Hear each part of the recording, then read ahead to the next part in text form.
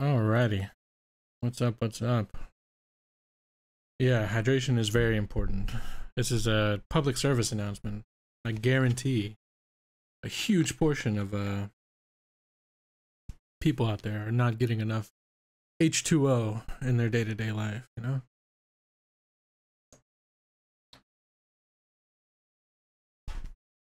Thankfully for me, I've got a nice 2 liter of water, 9.4 pH, hydrated, feeling great. Tired, but I'm great. How you guys been doing? How you doing, Milk? How you living? How's things? Let's see. Yeah, finally. I'm doing good. Glad to hear. Glad to hear. Yeah, I finally, today was my last daily session of physical therapy. So that's nice. That's kind of taken care of. It's out of the way now, you know. And no longer this yeah, daily obligation. Now it's, we'll see how it goes. Yeah, for the foot thing. Yeah, it's finally at a decent point, you know. Family's good. I man, one thing that I fucking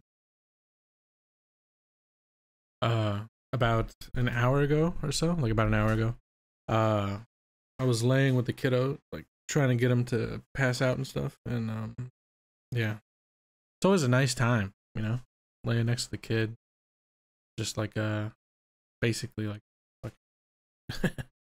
cuddling with this little, sorry,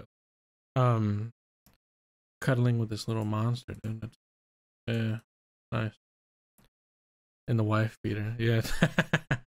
Oh, I think I told you, right? Did I say something about that? I got him some wife beaters. They look fucking ridiculous. Yeah. I got him like a 2-pack. The wife was like, "What the fuck are these? What the hell?" Yeah, they instantly got dirty. They're fucked. Like, yeah. The tracksuit is next. 100%. Once he starts walking, that tracksuit is coming. Oh, gonna give him a nice matching tracksuit, even with the shoes, top, bottom, shoes. Oh, it's gonna be so fucking good. But yeah, he's fucking, yeah, little monster kid, man. It's tiresome but rewarding, you know. Yeah, with the wife beater underneath, exactly. And then I just gotta give him like a gold little chain, like a gold little necklace, something, you know, nothing too fancy, just, you know, keep it open. Maybe go full like hip hop 80s, you know, with the Kango hat, the bucket hat. I don't know if you're aware of those, but you know, Kango bucket hat, yeah.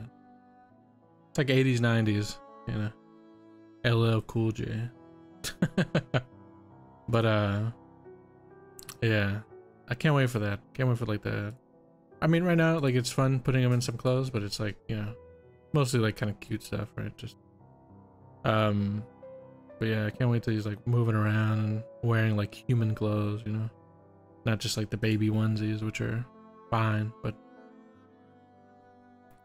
yeah, it's been nice. Human clothes. Yeah. Babies aren't humans, not yet, you know. It takes like a year before a baby is a human, you know. Before then it's like the way a friend put it is like the 4th trimester. Yeah, like proto-human, exactly. Yeah. They're just like, they're there, but man. What's up, CJ? How you doing, dude? How you doing? Yeah, it's like they're so reliant on everything. It's like, fuck. Gotta be the one putting them together. Once they start to gain some it seems like the more he gains, the more like independence. It's like he's I don't know, there's like it's weird. It's really weird. Because, like, before I had a kid, I wouldn't say this kind of shit. But, it seems like, yeah, the more he's got some independence and, like, his freedom movement, you know? It's almost like he's expressing more of himself as, like, a personality, you know? Because for the first few months, it's not much personality there, like, if we're being honest, right? Some parents will be like, oh, it's fucking, it's this, it's, you know? It's like a football and you have to feed it. Like, you know, it cries, it poops, right? But it's like a fucking food, you know? Yeah. Hey, man.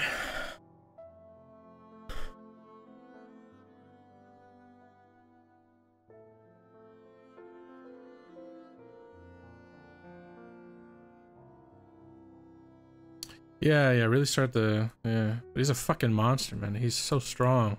Good genetics, you know? it's my amazing genetics, of course. But, he's insanely strong. 7 months. And he's basically pulling himself up and standing, which is, even assisted standing is typically like a 9-month thing, from my understanding, 9 to 12 months. So it's like everything he's done physically has been super early compared to like the typical where you expect it to be. Yeah, so if he continues at this rate, he's gonna be the one to end me, right? He's gonna choke me out like Commodus in Gladiator, right? He's gonna pull my head to his chest and just suffocate me and then take his spot. Take my spot. Fucking. Yeah, so I'm mostly just gonna be kind of hanging out. Nothing too crazy. Gonna go over this week's world building suggestions, which is I think we did it. We did a second fauna, flora, and resources prompt, which is pretty cool. Got some nice suggestions in there. I think yeah, I'm just gonna kind of hang out, go over them, kind of read them, post them up, and then from there, I think we'll, I think we'll go from there to just kind of, you know, chill. We'll see what happens, right? It's we'll see what happens. But yeah. How many suggestions do we have total? 21 suggestions. That's not bad. So, all right. I think there was a talk of like people not understanding how to build monsters in Pathfinder 2nd edition.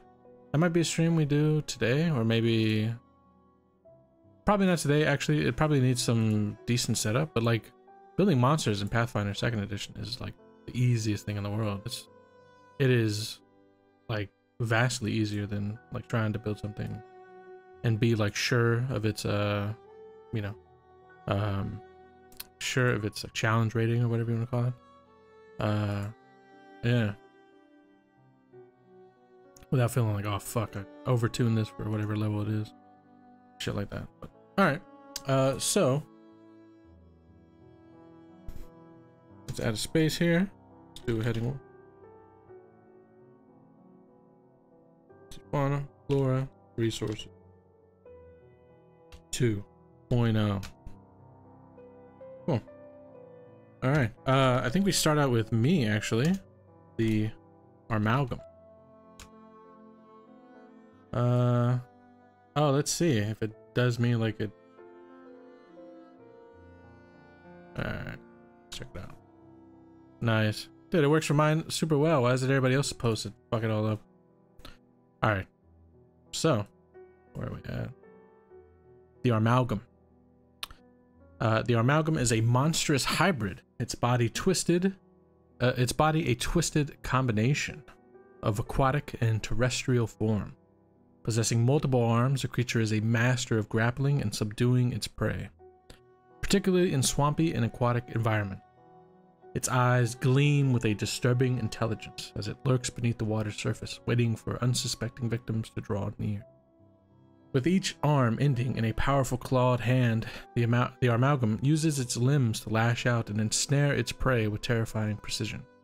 Its long, sinuous body is covered in mottled, slimy scales that provide camouflage amidst the murky waters it calls home. The amalgam's favorite tactic is to ambush its victim, lunging from beneath the water to grab and drag them into its aquatic domain. Once beneath the surface, its relentless grasp prevents escape, and the drowning victim soon succumbs to the crushing embrace of the amalgam's multiple arms. Adventurers treading through treacherous swamps or venturing into the dark depths of watery realms must beware the lurking threat of the amalgam. Its aquatic ambushes, powerful grasp, and ability to drag its victims underwater make it a fearsome and sinister predator. Yeah, this was I think like my first inclusion in the world building threads in a while, right? I think it was it's been a while since I've thrown something into the thread itself. Usually I typically just kind of like wait and then we'll do it on stream, but yeah. We've actually seen these in the campaigns, right? We've seen them in the last Saturday campaign, and I think we saw it also in the Wednesday campaign early on. The one that held Mac's hand, right?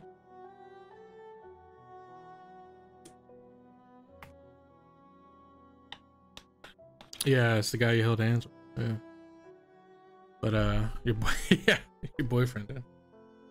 But yeah, that's the first one. Not to toot my own horn, you know, but I think it's pretty decent, you know. Nice little inclusion into the world.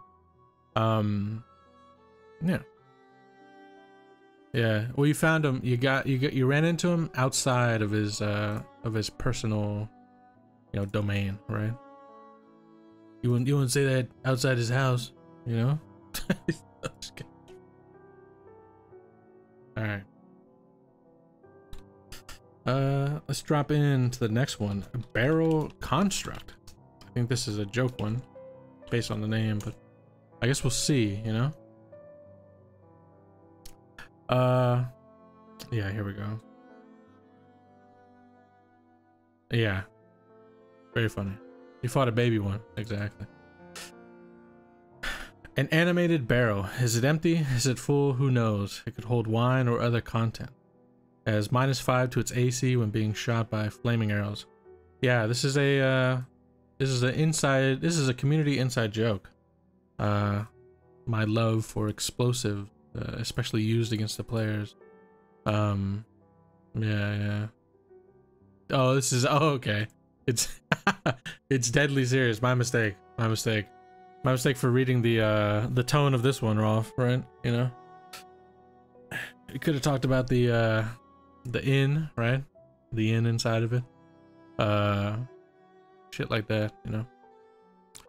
Yeah, what's up? How you guys doing? Good shit, man. Yeah. It's so handy, you know. It's like, it's so nice. You as players go, you know, give me a barrel of explosive substance, right? Please. And I say, sure thing, no problem. And then you carry it around for 4 sessions and you're like, why the fuck do I never get to use my exploding barrel?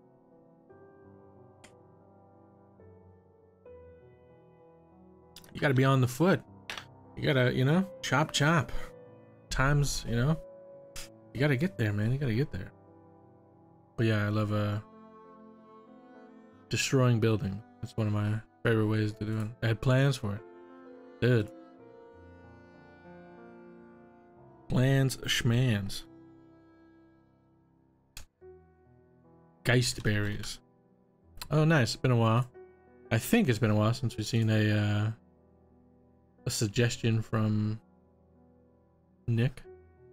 Let's see. Okay. Geistberries. These berries are commonly found in dense woods. While big, they are largely filled with air and inflate over time. As they ripen, they burst, which gives the distinct eerie scream they are named after. Dude, this is nice. You know? Motherfucking Geistberry. That's pretty nice. Yeah. Very cool. There's so many, like just reading it, I can think of like so many like unique ways to use them, right? Like players are out in the forest, they hear a scream, like what is that, you know? They go to investigate, it's just some berries, you know? You think it's a fake out, and then boom! The combat starts. Yeah. This is great. Very flavorful, you know? Not just in the fact that they're berries, but the fact that, you know, yeah, you hear a scream and nobody's around. That's good. Love it. Love it. Actual cannibal. Okay. Yeah. There was one I saw because I peeked into the thread early that I'm extremely interested in. We'll get to it, but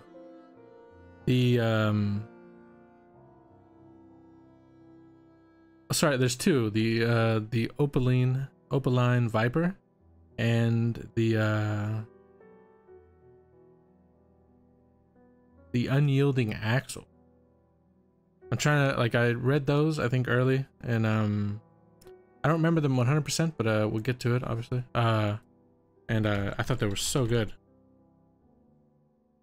Dimensional tiger. All right, so the gaudy snakeskin, exactly. Yeah.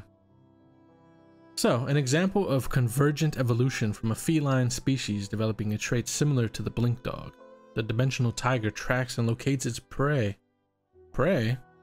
Who is it preying to? That is often hidden in undergrowth and long grass. However, instead of a sprint and pounce strike, the creature harnesses its magical ability, Dimension Step or Misty Step, to transport itself mid-pounce onto its target. That's so nice. The step has a chance of going off target, and not every strike is a guaranteed success. Outwardly, the dimensional tiger looks very much like its mundane cousin, but with less muscle mass due to not requiring the sprint in its strike. As they age, they carry streaks of gray instead of black. Perhaps the strain of the magic ability has a draining effect upon them, making them weaker with age. A young dimensional tiger will look almost identical to a mundane tiger. Yo, this is so fucking cool. I think like yeah, I think this is real sick. I'm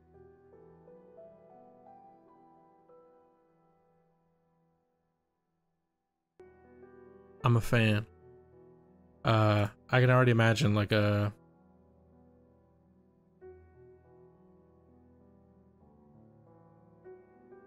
let me see.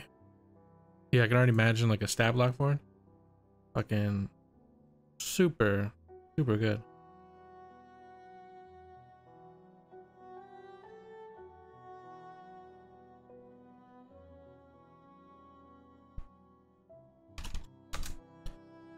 Good stuff. Very nice. Damn, this one good. You guys go hard with the fucking fauna, flora, and resource. I swear it's like always really good suggestions.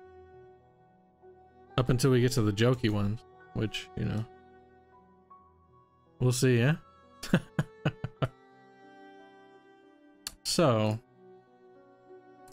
Charnid. Carnid? Charnid? For sure, yeah, it's a really fun topic for sure. Carnid? Charnid?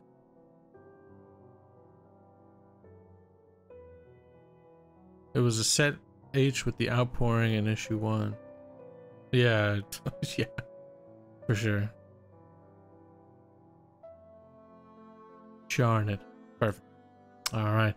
A branch of arachnid that utilizes a charm spell to entice prey to walk into its webs or lair, to envelop its silken thread and to be enveloped. Alright.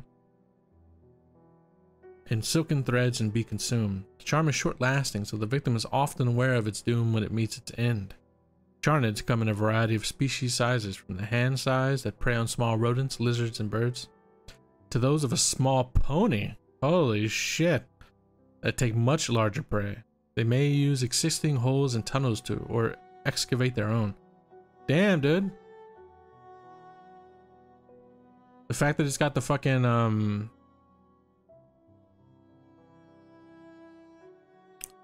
fact that it has the charm spell. Dude, we could do like such nice stat blocks with these, right? Get them into the setting. Make sure that everybody can use them, right? Anybody who wants to run. Yeah, it has to be a threat. Dude, that pony, man. Holy shit. Size of a fucking pony. My god. And it has a charm? Good shit. Alright. What's up, what's up? Sorry. You are not boring me. It is the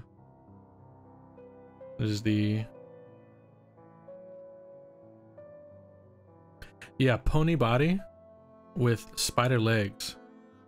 Yeah. Very nice. Alright, what's up? What's next?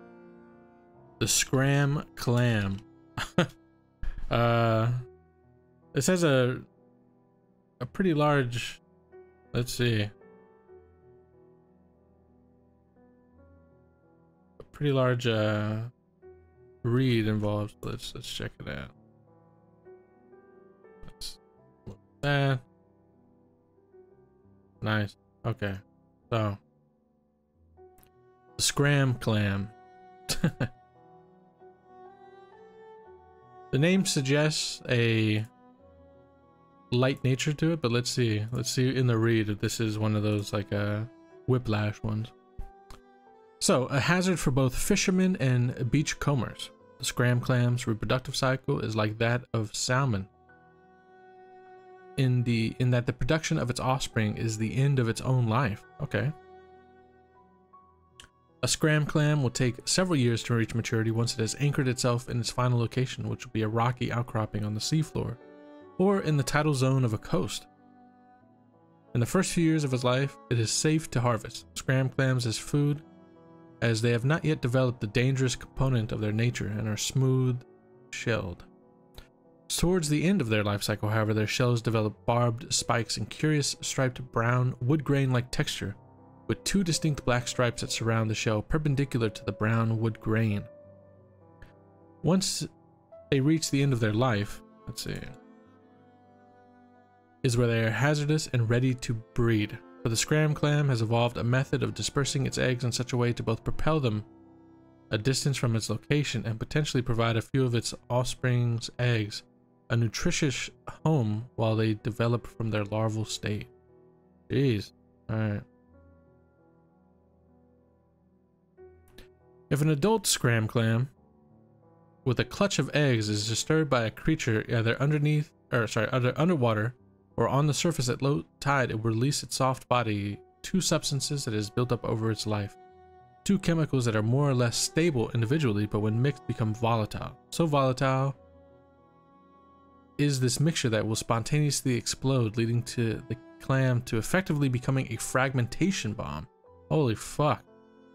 The clam's shell will fragment and fly out, with the barbed thorns embedding in nearby creatures. The eggs being ensconced in pockets within the shell, being for the most part safe from the blast, will eventually hatch, and the larvae will start the first stage of their life by consuming the shell around them. The shell fragments are often propelled with such force that they embed within the body of the creature that disturbed the parent clam. This often leads to an infection that either weakens the creature or leads to its death, giving the larval clams a good initial nursery to feed from. Most creatures that make the mistake of picking up the clam in their mouths are often killed outright. Those creatures with dexterous hand that grab often lose a hand. If a person or creature is injured, then an infection is likely to ensue. Beyond the infection, the Scram Clam larvae develop as a parasitic infestation. The larvae will make their way to the creature's brain, and by releasing chemical secretions will have the infested creature develop a strong urge to return to seawater. Eventually, the urge will be so great that the infested creature's only desire will be to stand or swim in seawater until they cease living. Holy fuck, dude. This is so fucking... The name is so, The name is so, deceiving. The Scram Clam. That's fucking... Damn, dude. Dude, I'm impressed. That is fucking nice.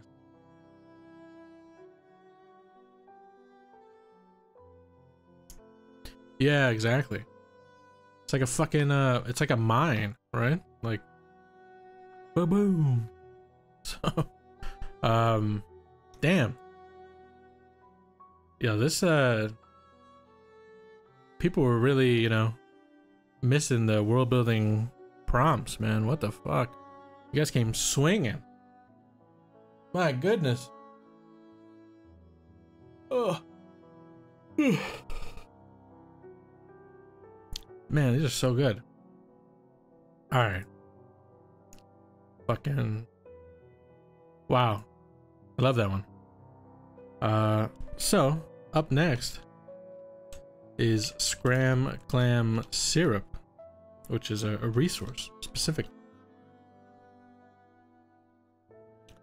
Okay.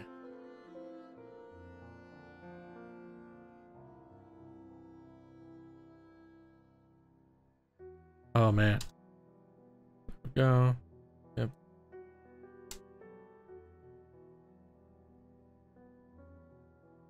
Okay. Scram Clam Syrup as a resource. So, continuing on with the Scram Clams. An expensive two-part liquid mixture, harvested by highly skilled people in an industry that is not forgiving of mistakes, and meritocracy leads to living to harvest another day. The harvesters go out to the coast at low tide onto rocky shoals looking for Scram Clams that show the appropriate stage in their life cycle.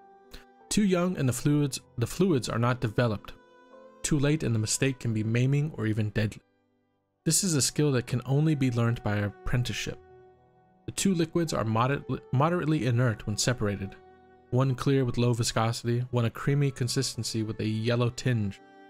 For storage, they are always held separately as this is the only safe way. Stored on opposite sides of a room or ideally in separate rooms. Mixing in bulk is a risk of catastrophe. In terms of power, a small vial similar in size to a potion bottle will have the same explosive power as a small keg of black powder. Holy fuck, dude. Sold ready to deploy, the flask are the size of a potion bottle that is loosely packed with dry grass and has two pencil width stop glass tubes, each with one component filling it to the stoppered end. The flask itself will be sold within a small cubic box chest, again packed, but tighter with dry grass top and the bottom to stop the outer glass being compromised in travel. The vendors will take the utmost precaution against accidental detonation. Preparation rooms will be bare and heavily reinforced. A prepared flask will be, when dropped or thrown, will produce an explosive effect where the inner glass tubes shatter and mix. Uses: its specially prepared tube vials can be used to blow locks. Standard vials can provide distraction and damage. The standard vials can be a way to secretly smuggle a weapon with a large explosive force into a situation. Too expensive to be utilized for legitimate reasons. The customers are generally criminal enterprises and clandestine operative. Dude. Fucking... You really... It's funny because you give me, like, you make the joke with the, with the barrel construct. But then you give me something that is, like, so much more harder to track and, you know? Oof. I love it, man.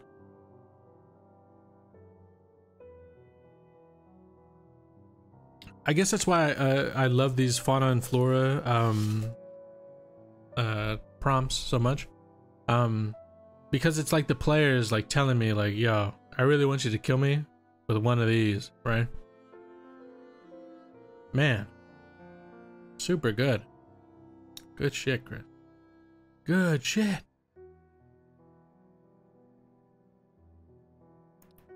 Need to mix it up. Yeah. Good shit. Damn. With every single one of these has been like, I can just imagine. I can just imagine how I'm going to use these against the players. All right, here we go. Up next, Blood Vines. Here we go. Let's see. All right, let's clean this up real quick. And let's clean this up real quick. Yeah, using your stuff against you, man. Holy shit.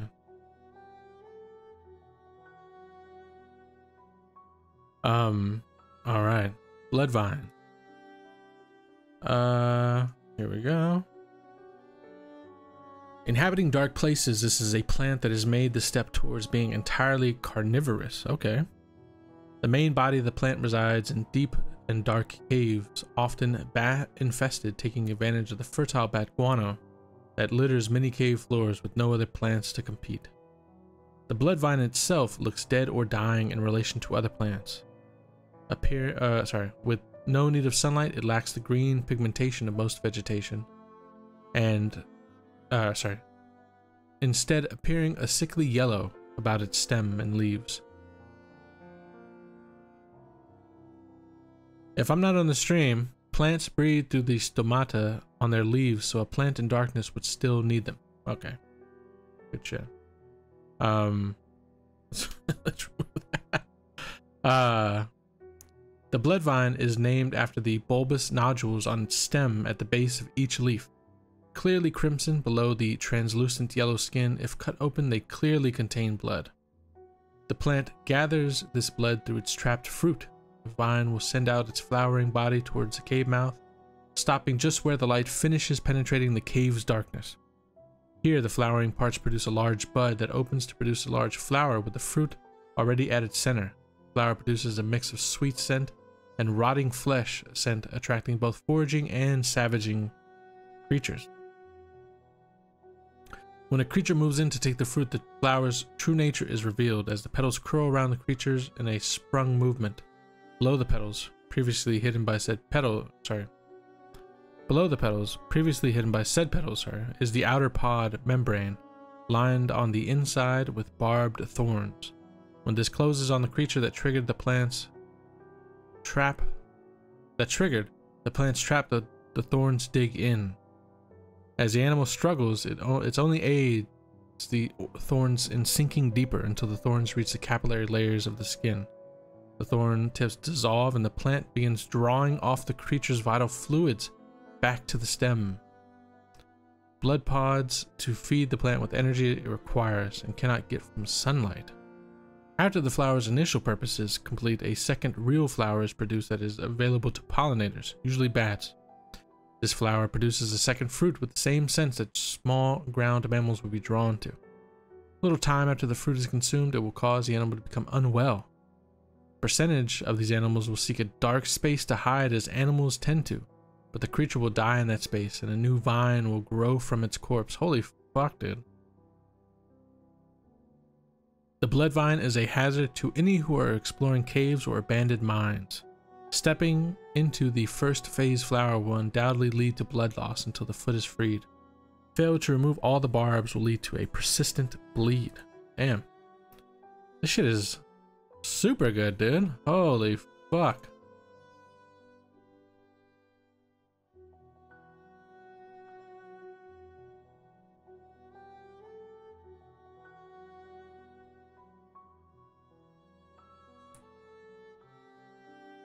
Good shit. Damn. You guys really like to make it tough on yourself. Holy fuck.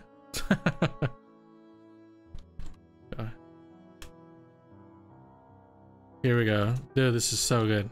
The Opaline Viper. Alright, let's see.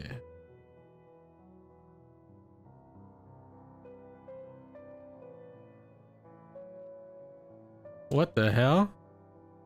Look at this. What the fuck is this?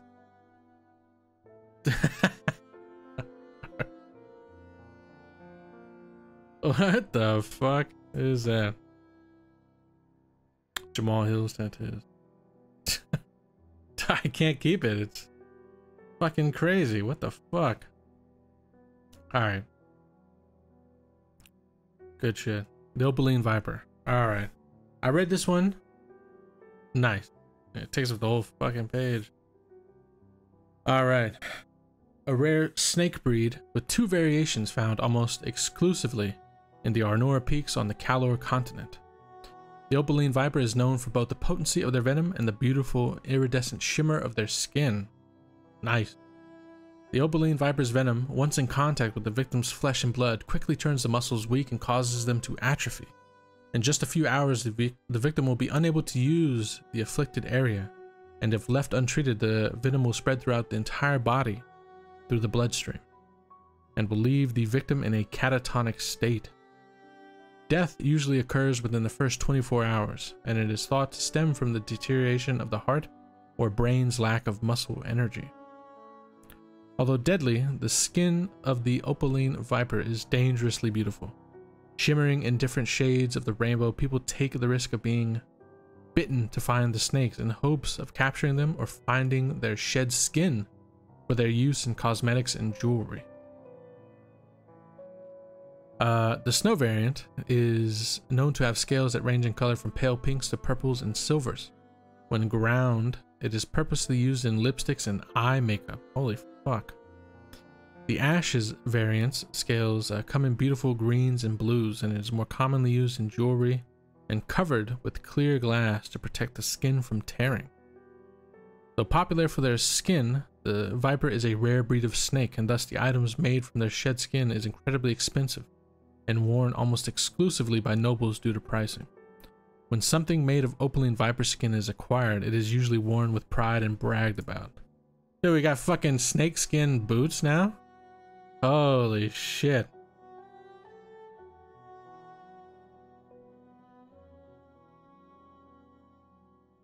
What's up, Beef? How you doing? How you doing? Yeah, I can already imagine an NPC who's like, you know. Oh no, I think we'd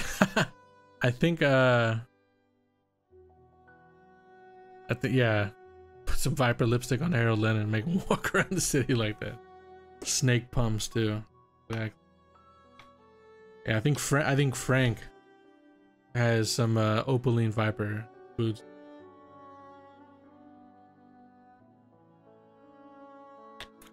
Yo, that's some good shit. Nice. We finally have. Yeah, Frankie is in Francisco. Exactly. He's got some ash Opaline Viper. Yeah. Nah, it's okay. You don't have to edit him. But yeah. It's got some beautiful green and blue. I'm gonna draw on some scales. Yeah. Yeah. Let's look at some reference art. Snake skin boots. Oh man. Oh shit. Like cowboy? You know?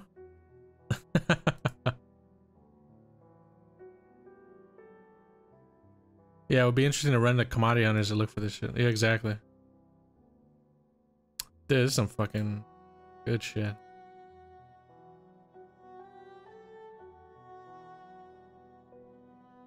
Slaves? Yeah. Send out the Viper teams. It's a bunch of fucking, you know. Everybody's getting fucking, because there's no anti-venom, right? Like, yeah, Viper kids. Damn, they use little kids? That's fucking sick. Booters. Send the undesirables. Yeah. Get some motherfucking, go catch that snake. Get that snake. Damn. That's crazy. I think that works. Yeah, I can see it. I'm imagining it. I can see it. There's probably hunters too, but definitely. Yeah, make a whole unaffiliated faction. Great character backstory. Exactly. I used to hunt snakes. Yeah. A character that, you know, stole, right? Stole, I don't know. I don't know enough about leatherworking to know, like how boots and shit like that are made, but, you know. Yeah, I'm gonna turn you into an opaline fetcher. Oh, that's good. Opaline fetcher. That's a fucking good one.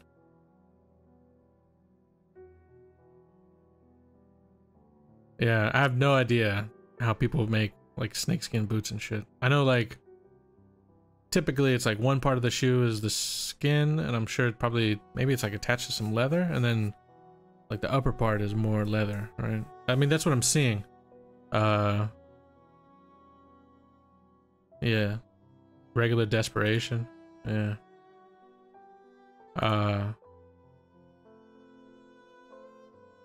Yeah, or like stealing, like, you know, I used to be this and then I stole. So like in one way you're potentially rich because you've got this like bundle of opaline viper skin, but yeah. Yeah, exactly. That's the thing, right? You need to preserve the skin because they're not. Huh. Milk, what did you think, like how big do you think or how big did you imagine these vipers to be? Like, did you imagine to be like regular sized snakes?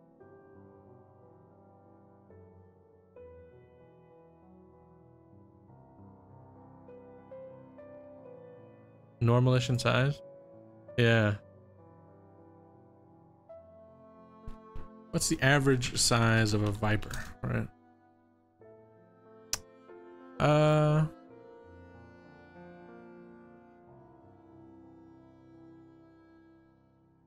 No mission size?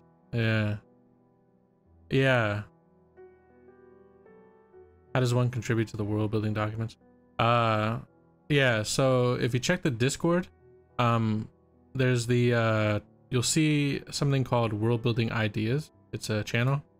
And every week I typically, well, every week, I mean, you know, whenever it's active, I post threads, and each thread has like a theme, and then people just kind of post to the theme.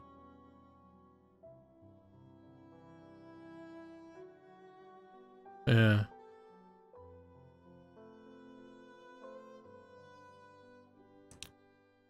You're gonna wait for the substances theme. All right, cool. Yeah, because we have Bane already, which is like Ekros. It's like Ekros acid plus you know, like a spiritual awakening. Yeah. Yeah, the substances thread. That'd be a fun one. So, snakes. So, all right, vipers. It looks like they range in length from less than 25 centimeters, so it's like 10 inches. So some of them are 10 inches up to 10 feet. What the fuck, dude? Vipers that are 10 feet? Holy shit. The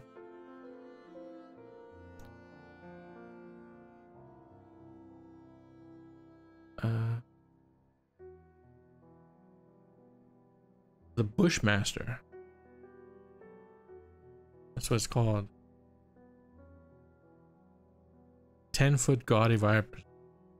Yeah. Well, no, they're like different viper species. Like that's like the range of like all vipers, right? So like some are little, you know, little tiny snakes, and others are like big, you know, big fuckers, eh?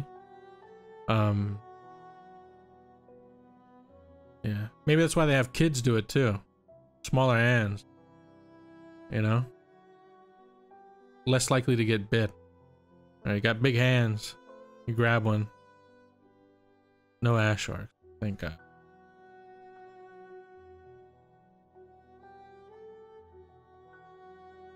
Yeah, yeah. Very morbid. That's why they have kids go out and look for them. Alright, cool. Yeah. I'll keep in mind that these are small. Good shit, dude. You guys are motherfucking killing it in this thread. Holy shit. Alright.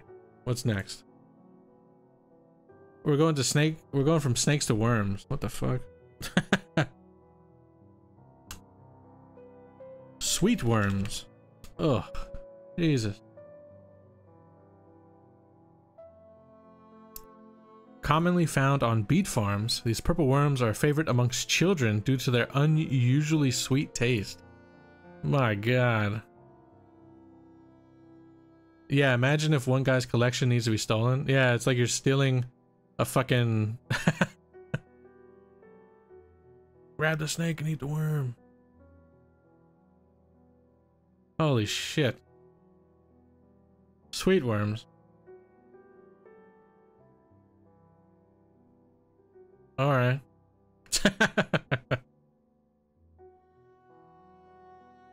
Nice. Let's see.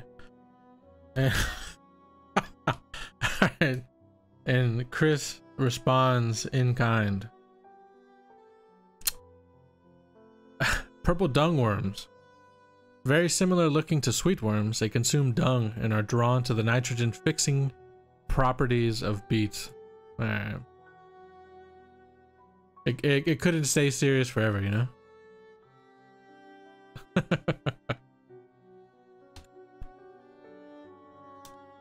It couldn't stay serious forever. Good shit.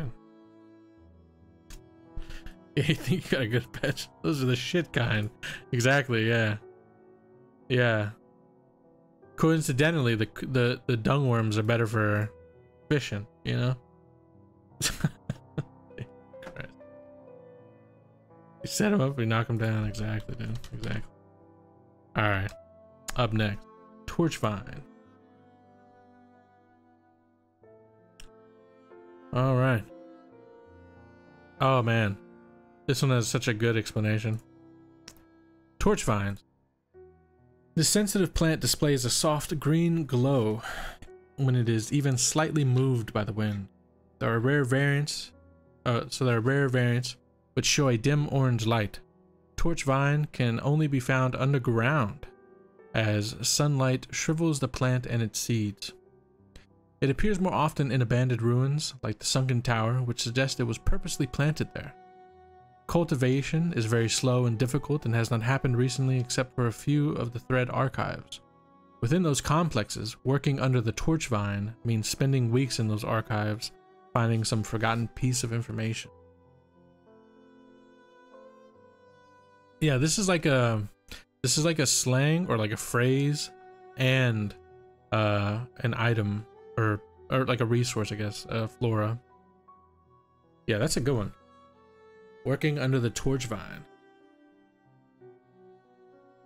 Hard at work, you know? I think maybe I like this phrase that maybe we kind of pull away from it just being within thread archive. Yeah, add it to the slang document. Exactly. I think that's a move.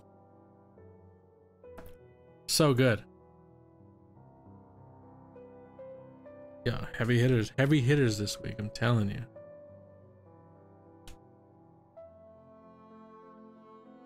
All right. Up next. Yeah, expression for like burning the midnight oil, exactly. That's exactly what I thought, yeah. Mage Leech. All right. This is nice. A parasite that is drawn to magic users, crawling under clothes in the wilderness and attaching itself. After its first bite, it can go entirely unnoticed. Drawing the caster's power as sustenance, the longer it is attached, the more difficult it will be to locate and remove. After some time, it draws enough power to become invisible. The longer it stays attached, the harder the skin becomes against attack. Meanwhile, the longer the host is being drained, the more abilities are lost. Initially, the first level spells, then perhaps cantrips cease working, progressing to higher level spells not taking effect. Dude, this is fucking, this is mean. This is nasty. That's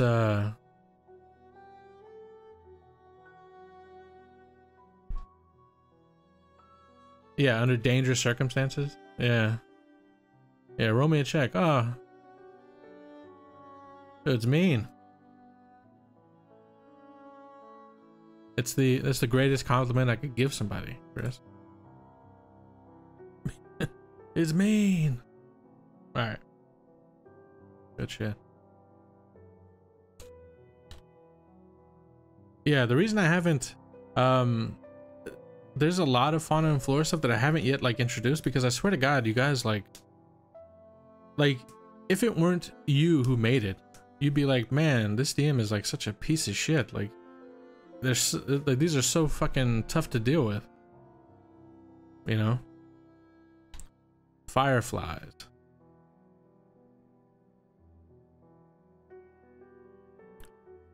All right. Whoops. Fuck. Okay. Yeah. Fireflies. Commonly found in the Karth Desert during the hottest months. The fireflies' initial appearances mark the beginning of the summer months. They can be found in abundance in the desert, but are nocturnal, so they are rarely spotted out in the open during the days, choosing to instead spend the hottest hours of the day under dry bush or rocks. In terms of looks, the firefly looks like any standard housefly, large eyes and all, though they are usually roughly 1.5 inches or 3.8 centimeters in size. Their wings extend beyond the length of their body and are transparent with veins running through them. Firefly's abdomen glows in oranges and yellows. Quite frequently, they are caught and stored in jars to be used in places of torches, as finding wood in the desert is difficult. Yeah, big ass firefly. When ground, their abdomens make great kindling. Oh, this is pretty cool. So starting fires with them is common practice when traveling the sands.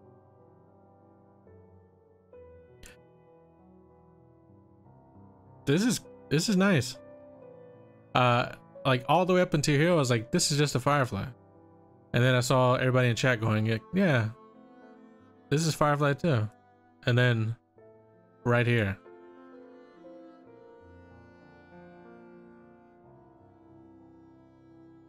There's no cure, the character dies. Yeah, that's an Ekros one. Dude, I like it. I like it. I really like the fact that people take them, they'll grind them up and make kindling, right?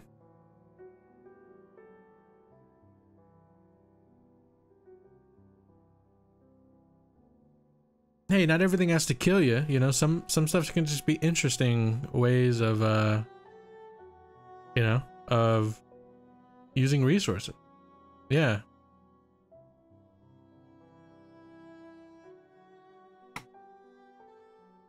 Yeah, quite bright. For sure.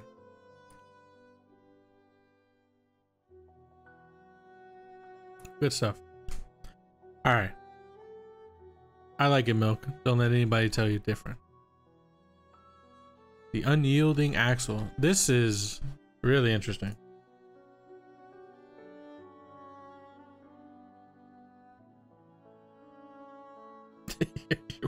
Yeah, you're welcome.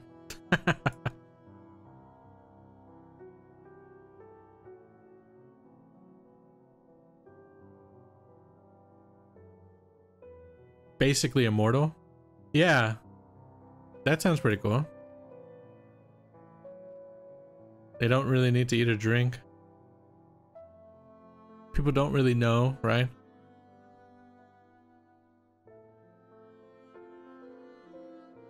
Yeah, that's cool.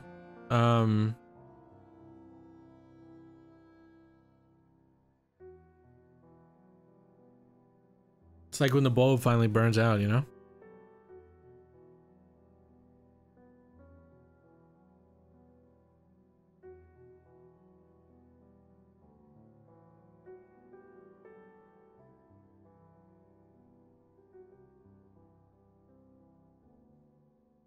I make a basis, you do what we want with the rest. Exactly. Yeah, I like that. That they basically, for whatever reason, they just tend to have incredibly long life. Maybe it's thought that they are fed by the sun, right? Like they're solar panels, right? The sun feeds them. So all you need to do is leave them in the sunlight, right? And in the desert, there's a lot of sunlight.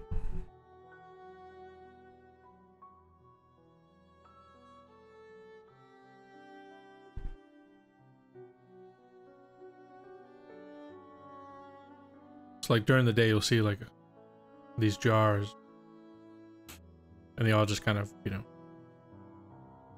spread their wings, right, to kind of like soak in the rays.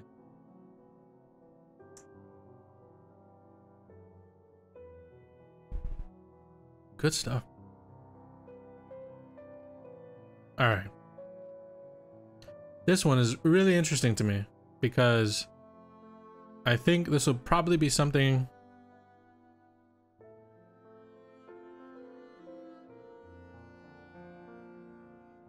I was inspired from elsewhere for the Axle. There are a couple of other devices, but they aren't as good.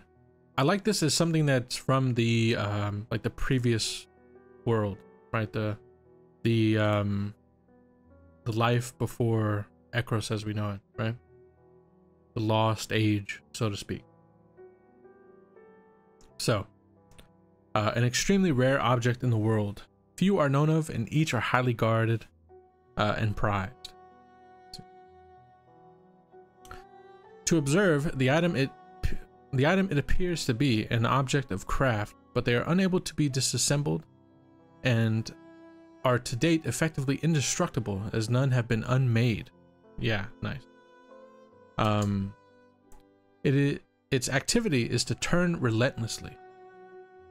Its form is that of two cubes joined on a face that turn relative to each other at a constant rotation, independent of any resistance applied. Each axle discovered when comparing records has different dimensions and different rotation speeds. The markings on the surfaces appear as randomized natural patterns with no discernible meaning. The objects do give off a faint magic aura for those investigating such properties, but it is of no school of magic that now exists in the world. Very nice. The use of such devices are applied to the powering of machinery.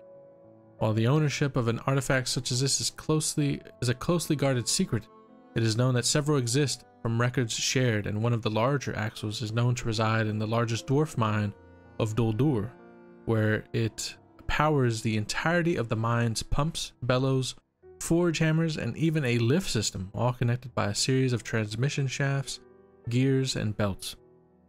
The limiting factor on the power that can be transferred from the unyielding axle seems to be the design and material of the interface made to connect to it. What records are available tells of these objects being found deep in rock, located accidentally through mining or fortunately through rock falls. One device has been reported as surfacing during an eruption of magma. Rumors of such device being located quickly draw those who know its worth. Yeah, I like this. I like this as like lost age technology, right? It's very nice because it kind of justifies a bit of like the more fantasy aspect of things, how you know how like the dwarf tunnel can work and the whole mines are good to go.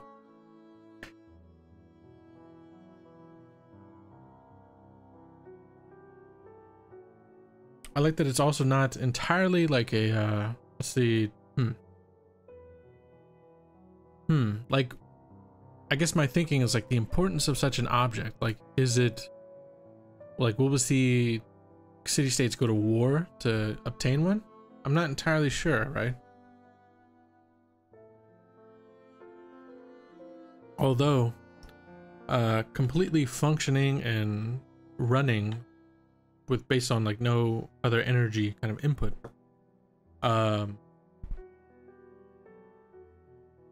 able to, you know, yeah, not every power will be interested, right? But like Doldur, you know, has a heavy interest with taking a look. Yeah, good stuff. Damn, I really like it. All right, what's next? We're almost at the end. We got 2 more to go. All right, dude.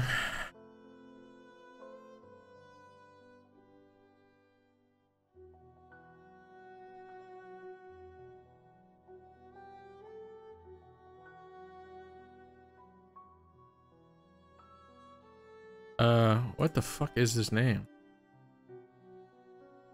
Ekros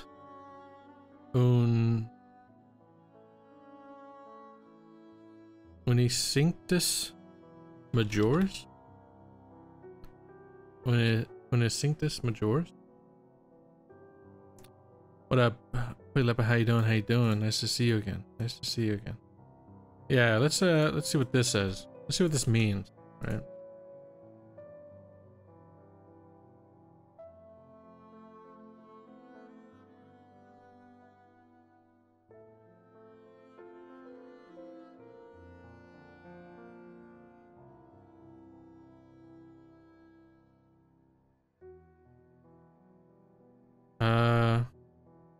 All right.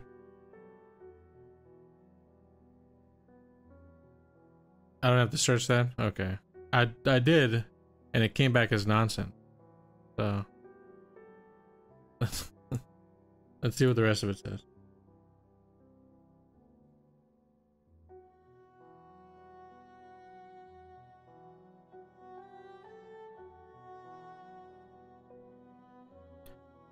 Okay.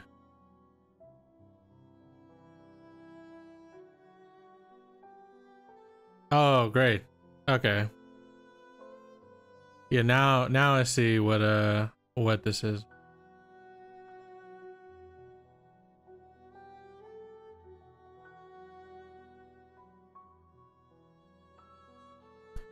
There we go. Wow. Eurecus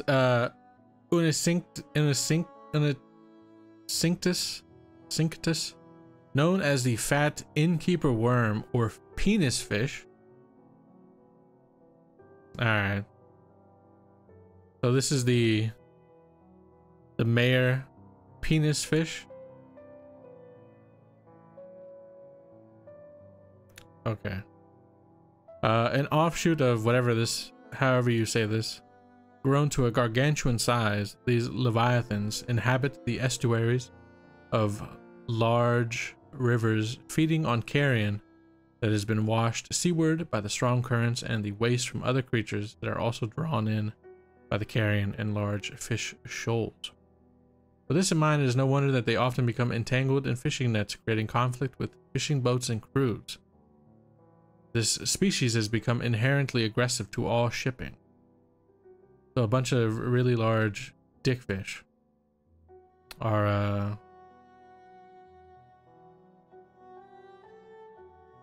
very hilarious of you. Comical. Incredibly comical. Let's give the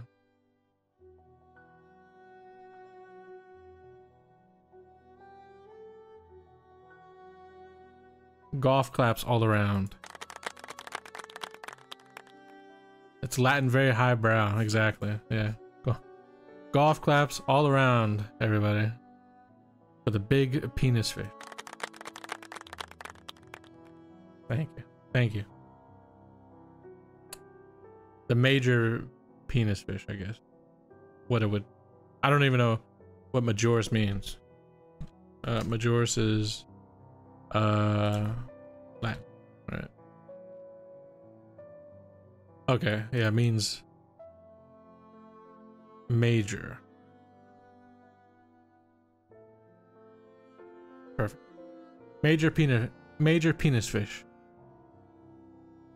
Yeah. All right. Last but not least,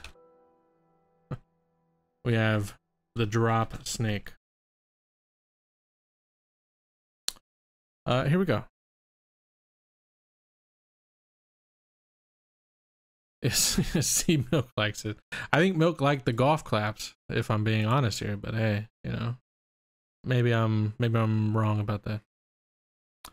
A confusing creature found in hot areas known by locals as sky noodle. It slithers to a high elevation and then spreads two sets of scaly wings. They can stay aloft for a long time, lack fine control of their appendages. When they find a prey, they simply drop down fangs first. Damn, flying fucking snakes that just drop on you from above? Holy fuck. Indeed, indeed. Good shit. We have the drop bears, don't we? Didn't we add that before? Drop bears? Oh, sorry, I hit the mic on that. Oh fuck. Alrighty. Am I crazy? Let me double check this.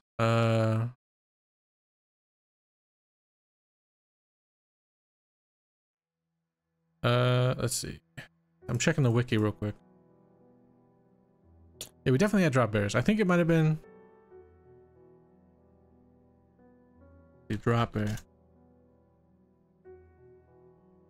Oh yeah, Chris suggested this one. Drop bears. A cross between a koala and a wolverine. An ambush predator that drops onto its prey from low tree branches. Hard to see with its excellent camouflage as it waits until its prey is within striking range. It is not rare for them to attack much larger creatures, striking at their prey's neck. Yeah, bears that drop from plains of war. Yeah.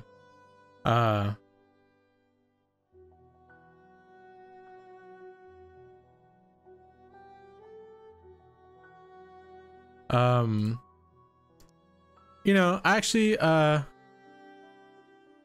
like that, I actually like maybe the explanation for why drop bears and drop snakes exist, is, it might, like,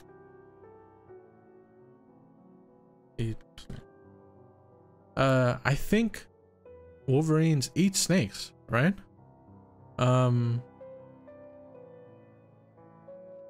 So, you know, maybe maybe the drop bears followed them up the trees. Like maybe that's the explanation for what's going on.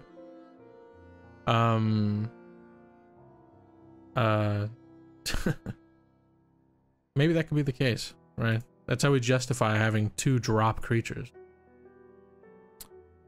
Dude, you wrote it. You forget your own creation? God. Oh man.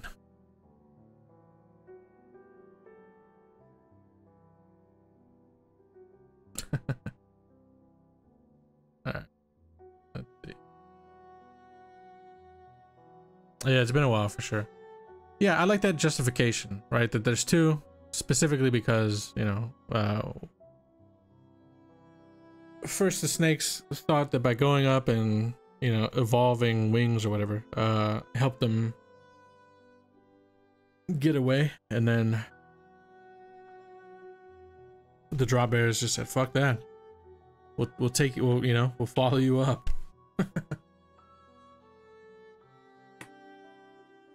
That's nice. Good shit. Good shit. All right. Good stuff, man. Let's see. Perfect. Very nice. So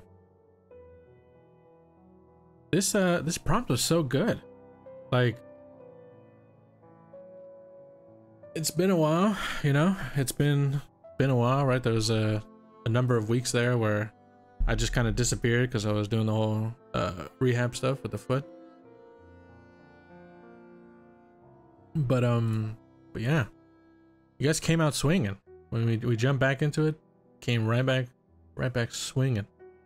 Dude, a lot of these are so good. Like,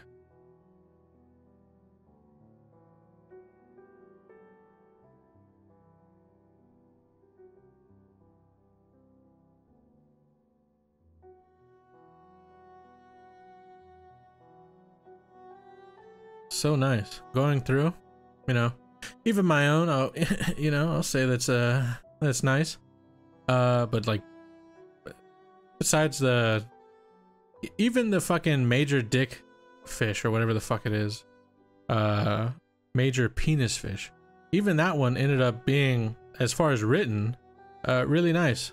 So really there's only like one, you know, one comical entry. That's the barrel construct, right? 1 second, let me check this message real quick.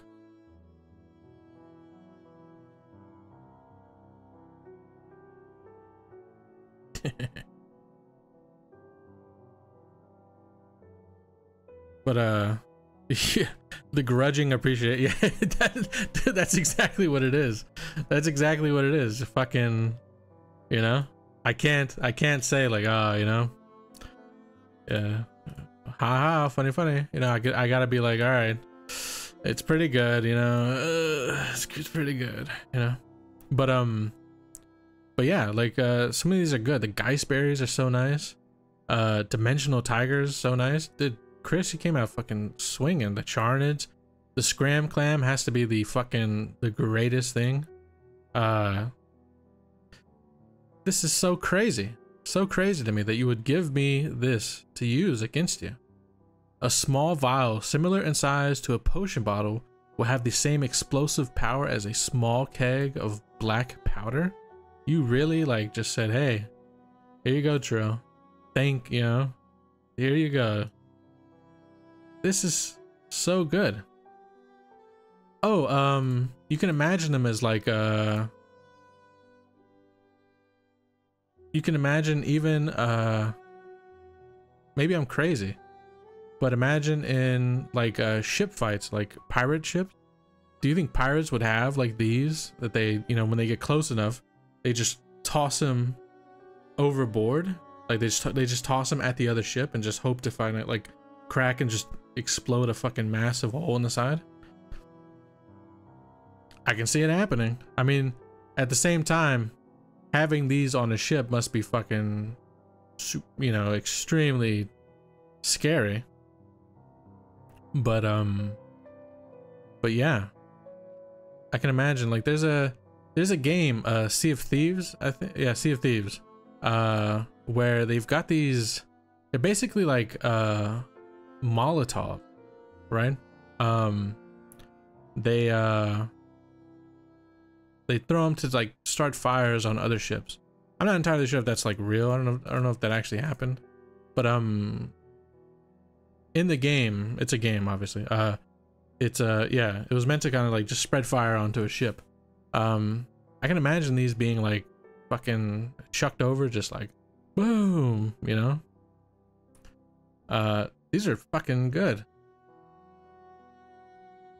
And then blood vines. Blood vine is so nice.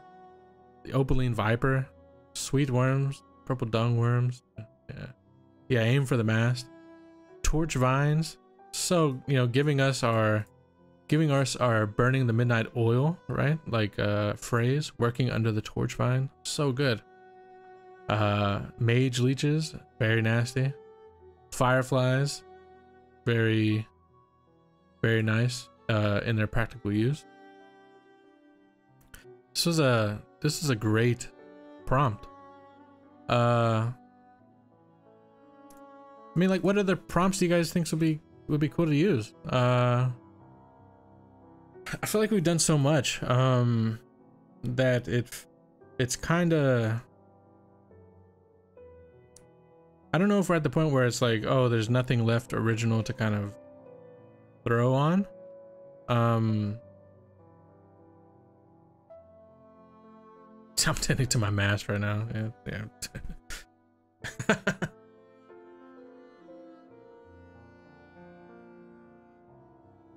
Oh yeah.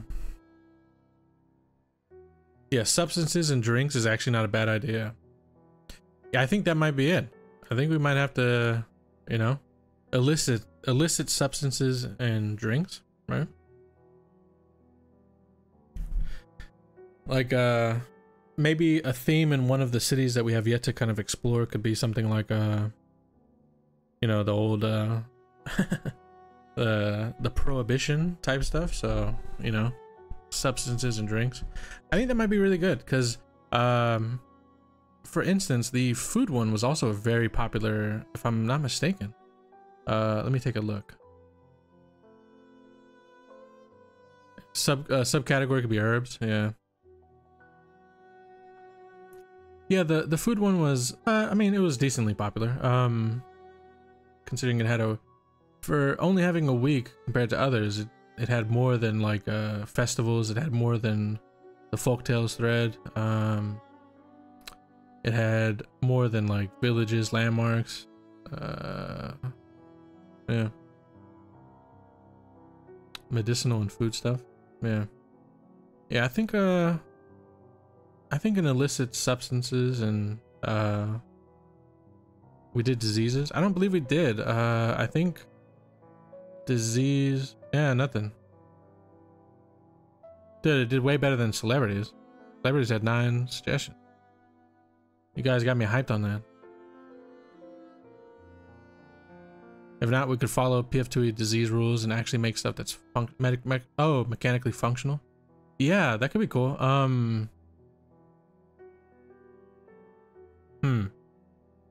Yeah. So I think maybe instead of making that a prompt though, maybe we could wrap that in with like how to build a stat block, right? Because that's kind of like all in the same stuff. It's all like mechanical yeah,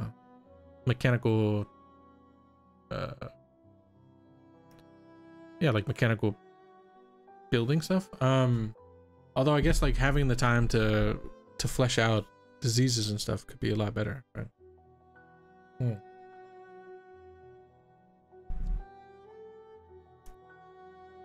I like the idea of an illicit substances and drinks, right? I think that'd be a really good one. So I'm almost like 80%, I'm like 90%, we'll say, that'll be the next world building prompt, right? Illicit substances and material. Or sorry, and drink. Maybe even like, yeah, like maybe even materials, like, because it's kind of resource, like, I guess it's like resource category, but it could be like, you know, this is the name of it and this is kind of where it comes from, sort of deal, right? Like the way cocaine is like the creation of like cocaine is like coca leaves into the paste, and then from the paste into the powder, right? So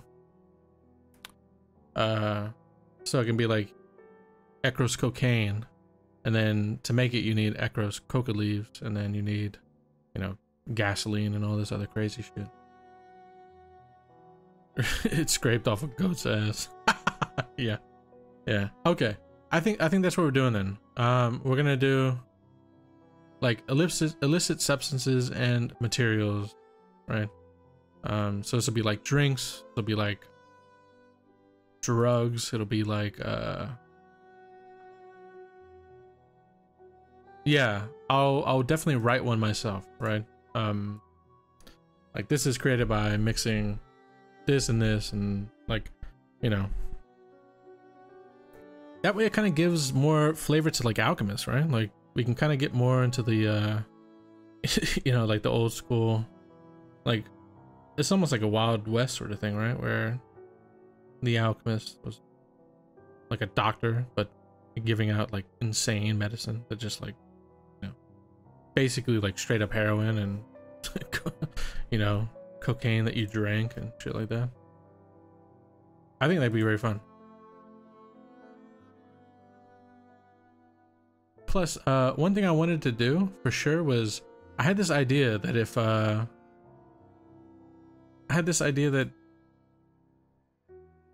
Ekros weed, if you smoked while on a long, like, you know, on a break, Ekros weed could be like a healing thing, right? Like you're smoking, it gives you like a couple of hit points. Like maybe it doubles your natural whatever.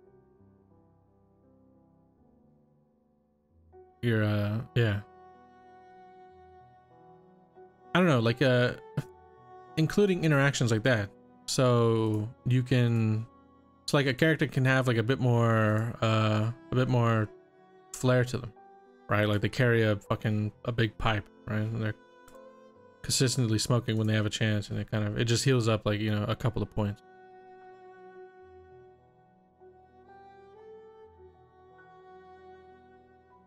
I think that would be cool. But okay. So we'll do that. And then alright, so that'll be this week's world building prompt. Or world building ideas thread, right? Illicit substances and material. And then what we'll do is tomorrow, I think do you think tomorrow would be good to do like a here's how you build creatures in Pathfinder 2nd edition? Because it's extremely easy.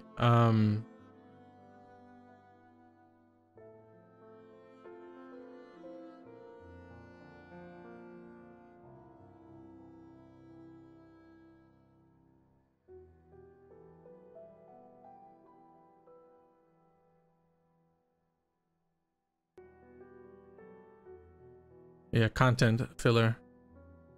Make that one a YouTube video after. Yeah, like, hey, here's how we make, you know. Yeah, because the way it works, there's so many tools out there for like monster making or monster building in general, right? There's so many really good ones. Even for like in Foundry, there's modules. Yeah. They should run it with RAMs around. Yeah. For sure, for sure. Can't be Tuesday then. Yeah, can't be tomorrow. So maybe we'll do that on a Wednesday? Yeah, okay. So tomorrow, yeah. So tomorrow, what can we do? What can we do? Map update, maybe? Update the map. Oh, yeah. That's good. Yeah, you know what we'll do? Tomorrow will be like a cleanup day, right? It'll be like, let's get all of these like things that can be done quickly. The Twitch chat is super delayed for me. Okay, perfect. Yeah, so what we'll do is like tomorrow will be like a cleanup thing where we kind of finish off a lot of like in progress things and knock them out, like, you know, take care of them, get them settled, and then from there, yeah, maybe we can do like constellations, and we can do dates. Like we can just add dates that should be on the calendars, right? So I think that'd be a good idea.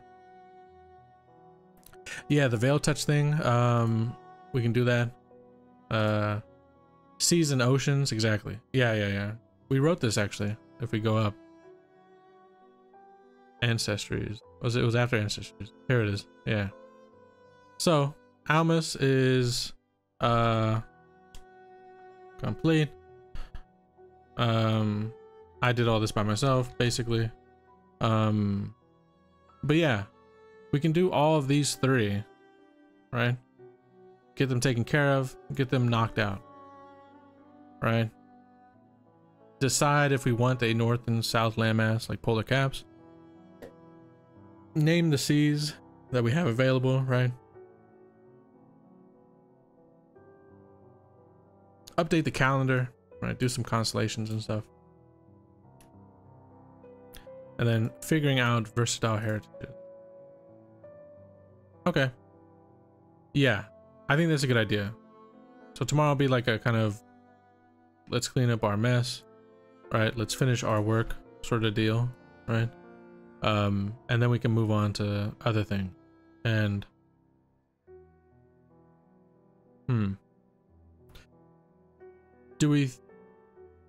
I think here's the thing is, I don't think that Monday is the best day for like Loregasm streams, right?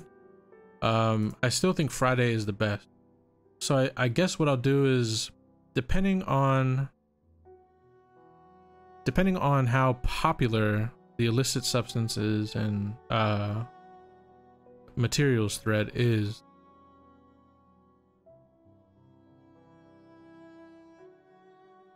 yeah, so I'm gonna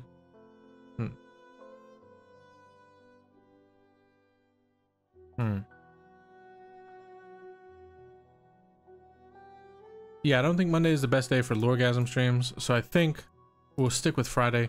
Yeah, I guess depending on how popular the thread is and how like active it's going. If it has a ton of activity, maybe it's best to do one this Friday and next Friday, right? Like double 2 Loregasm streams in a week. Or if it seems like it's not getting much traction, there's not a lot of stuff, we'll just do it Friday and then we'll pick another one. So it'll be like a shortened world building idea thread, right? So depending on like activity with it, if it's like popping off, you know, we can do a stream this week and next week, you know, like doing the first half or up to what is done and then finishing off the second half the next week. Or it'll just be this one and then we'll pick a new idea and jump on that. Okay. Yeah, good idea. That's what we'll do.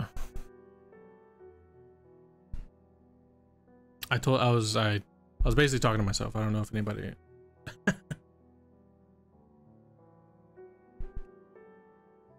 all right, so I think what you'll hear then, because yeah, I convinced myself, yeah, because I don't want to jump into any of the other stuff just yet. I think you know, getting a day to kind of prep for it mentally will help out with the constellations and the calendars and all that stuff.